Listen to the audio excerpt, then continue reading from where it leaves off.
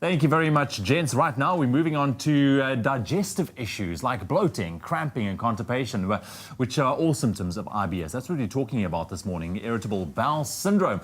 It's estimated to affect 1 in 5 people, and most of these are actually women.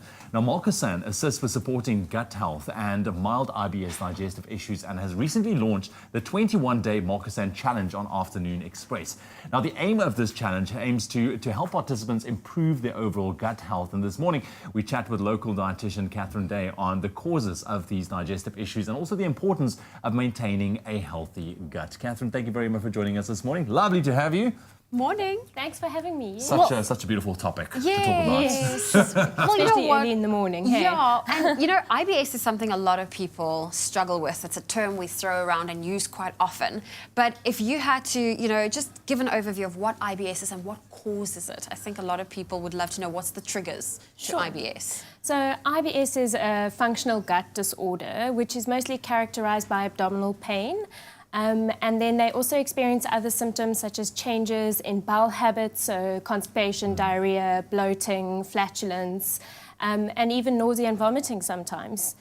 So the causes of IBS is something that, isn't really largely known, and there are many theories at the end of the day. And most likely it's not just one thing that causes IBS, it's most likely a host of things. But it can include people with IBS not having the regular muscle contractions of their gut. So basically this is slowed down, which is why gas builds up in the digestive tube. Other theories are more unhealthy bacteria as opposed to healthy bacteria in the gut, so gut dysbiosis. So, and then other theories also stem from things like, at the end of the day, having more pain as opposed to someone else in the gut. So that's called visceral hypersensitivity. Sure. So differences in ways in which your nerves actually work in your gut and the way in which your gut and your brain actually interact with one another. Very, very interesting. But I want to focus on the fact that the studies say that more women suffer from IBS as opposed to men. Why is that? Yes, twice as more women suffer from IBS as opposed to men. And these women are usually below the age of 50.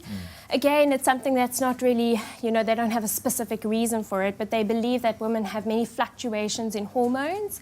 And so often a woman will suffer from IBS just before their menstrual cycle, as well as if you're using estrogen pre and post menopause, Okay, very interesting. Now, I know that there are a lot of people that suffer from IBS. We've gone through, the different possible causes, as you've mentioned. But for someone struggling right now, what can they do to, alleviate the pain, to try and figure out to deal and live with IBS? Yes, so unfortunately there's no cure for IBS. It's all, as you say, about management at the end of the day. And this should always be done in a holistic manner because, again, many things affect IBS.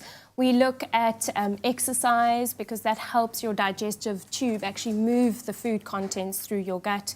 We look at stress, how people deal and cope with stress. A good recommendation may be to, incorporate stress release techniques such as yoga. And then diet is a really big one. And there are many things we can actually do there.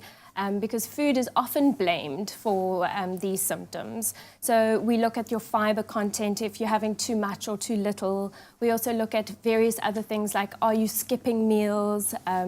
Do you actually eat very large meals and then nothing for a long time? We look at caffeine intake, fizzy cool drinks, because the carbonation seems to affect the gut. And then the biggest new thing is looking at the amount of fermentable carbohydrates in your diet. Yeah, I think it comes down to also knowing yourself and knowing your gut as well and what you are sensitive to at the end of the day. But it comes with a lot of knowledge. Catherine, thank you very much for joining us this morning. I know we barely scratched the surface with regards to IBS, but hopefully that has helped you understand just a little more about the condition known as IBS and the challenge that many women in particular face every single day. Now, we spoke about it. Molkosan is a daily tonic which is rich in substance called L+lactic acid, which supports the growth of healthy gut bacteria, which is what you want. We just heard from Catherine, and also assists us with common digestive problems and helps relieve IBS symptoms. So be sure to check out Afternoon Express this Thursday to find out more about the Molkosan 21-day challenge and the women taking part in it to improve their overall gut health. Digestive problems are increasing. A-Vogel's Molkosan is a Swiss daily digestive tonic that's high in L+ lactic acid to support healthy gut bacteria.